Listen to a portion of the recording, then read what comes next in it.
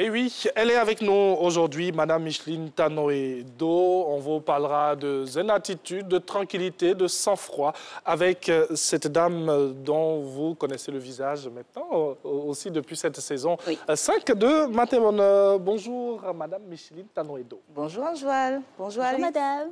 Bienvenue. Merci. Super. Alors, on parle de comment gérer ses émotions en toute sérénité. Déjà, qu'est-ce que c'est qu'une émotion? Une émotion est une réaction, on va dire, physiologique de notre organisme suite à une information que nous envoient nos sens. D'accord? Donc, je vois quelque chose, j'ai une émotion. Je peux entendre quelque chose, ça suscite une émotion en moi. Je goûte quelque chose, ça suscite une émotion en moi. Je touche quelque chose et ça suscite une émotion. Alors, les différents types d'émotions, on va rester dans ce décortiquage-là. Alors, la classification des différents types d'émotions a évolué. Avant, on disait qu'il y a des émotions négatives et des émotions positives. Maintenant, on ne parle plus d'émotions négatives et d'émotions positives. On parle d'émotions agréables et d'émotions désagréables. Pourquoi ce glissement de dénomination? Ce glissement parce que toutes les émotions sont utiles. Donc, toutes les émotions sont utiles, donc ce qui veut dire qu'aucune émotion n'est négative. Elle est juste désagréable ou agréable. Donc, dans les émotions désagréables, on a la peur, la colère, l'anxiété. Et dans les émotions positives, vous pouvez avoir la joie, la surprise, l'amour, voilà. D'accord. Alors, de toutes ces stratifications et ce liblage qu'on vient de faire, là, comment les gérer au mieux en fonction des situations? Quand on est angoissé, quand on a peur, quand on est anxieux, comment réagir pour gérer ces émotions? Alors, pour vous expliquer cela, je vais vous présenter, faire une image, d'accord, de notre cerveau.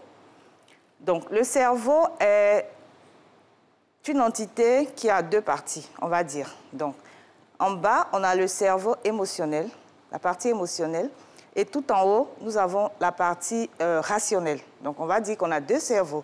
Le cerveau émotionnel qui est lié à l'intelligence émotionnelle et le cerveau rationnel qui est lié au QI, au quotient intellectuel. D'accord? Alors, comment gérer nos émotions?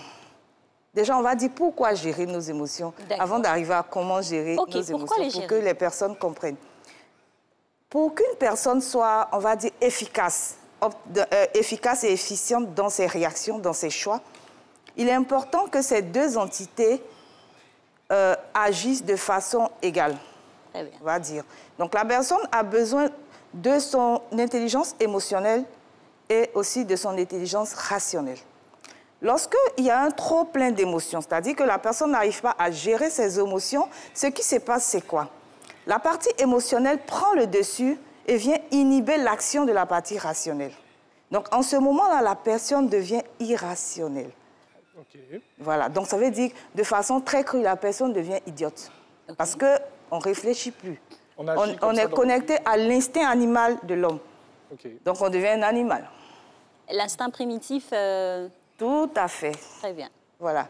Donc maintenant, pour gérer ces émotions, la première étape, c'est déjà de reconnaître qu'on a cette émotion-là. Je reconnais que je suis en colère, que face à une situation, je suis en colère. Ensuite, la deuxième étape, c'est d'évacuer cette émotion. Okay? Nous allons prendre le cas particulier de la colère pour bien imager.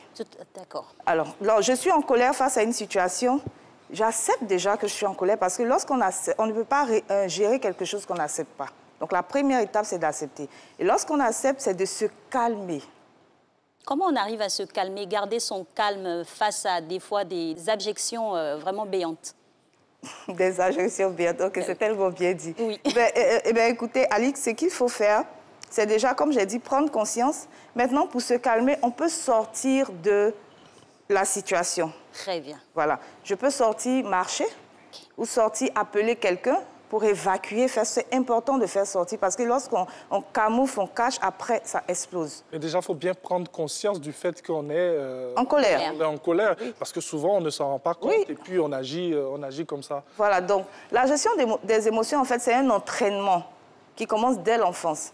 Donc, quand on n'a pas pu s'entraîner à l'enfance, à l'âge adulte, lorsqu'on prend conscience que lorsque j'agis dans la colère, je vois les conséquences. et je me dis, tiens, ce que je fais après coup, il faut que je fasse attention.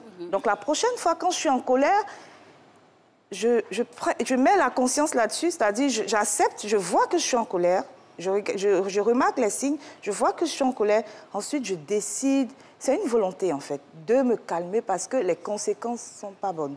Donc je sors ou je peux aller parler à quelqu'un.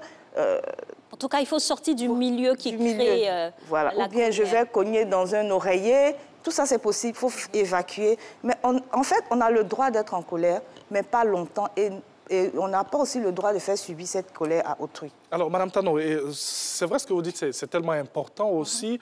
On est en colère et on se dit souvent que quand je suis en colère, je m'exprime et j'ai le droit de m'exprimer. Oui, mais le risque ici, c'est clair que chacun de nous a le droit de s'exprimer. Mais chacun de nous n'a pas intérêt à blesser l'autre. Il faut mesurer. Voilà, il faut mesurer. Donc, sachant que lorsque je suis en colère, je ne suis plus intelligent, je deviens bête, je peux dire n'importe quoi, je peux faire n'importe quoi, je peux faire même des choses irréparables. C'est clair. Oui. D'accord? Et lorsque la colère, on est en colère et on continue d'alimenter cette colère, elle grandit. Ça veut dire elle crée même des toxines. Tout à fait. Ça veut dire que je suis en face d'Alix tout de suite et on a une altercation.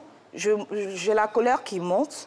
Au lieu de me retirer et aller évacuer cette colère, je la nourris en continuant. Au fur et à mesure que je la nourris, Alice aussi va la nourrir en me disant certaines paroles. La colère monte et...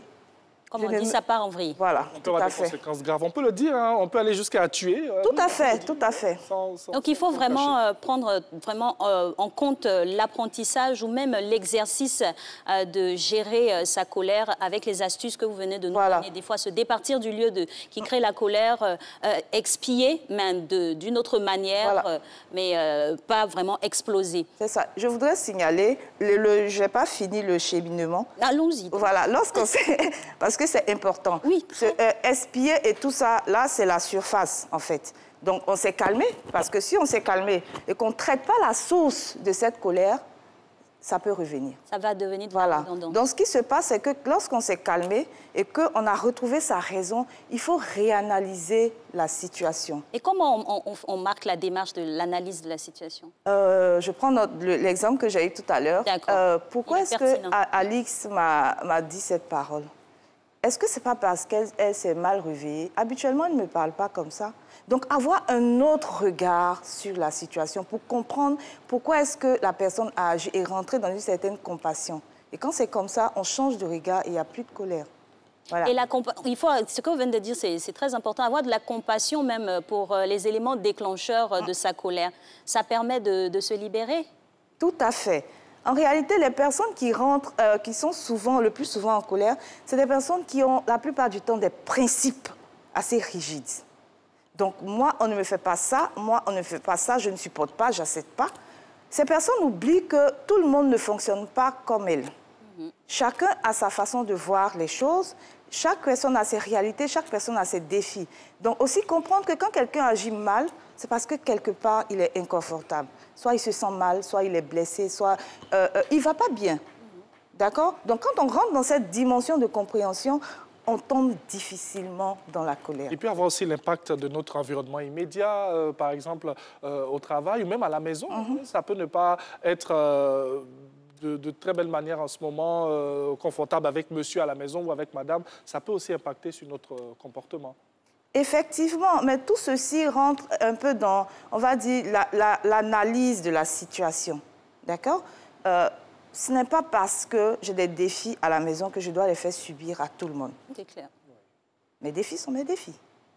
D'accord? Donc, prendre une certaine hauteur sur les difficultés que nous traversons pour être serein intérieurement, parce que ça y va de notre efficacité.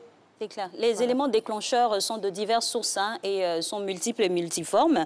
Et pour la peur, on a pu avoir cette démarche-là avec le cerveau qui est soit rationnel ou qui est dans l'émotionnel. On passera maintenant à l'anxiété. Comment l'anxiété se manifeste et comment on peut la gérer? D'accord. L'anxiété commence déjà par une peur. D'accord? J'ai peur, on va dire...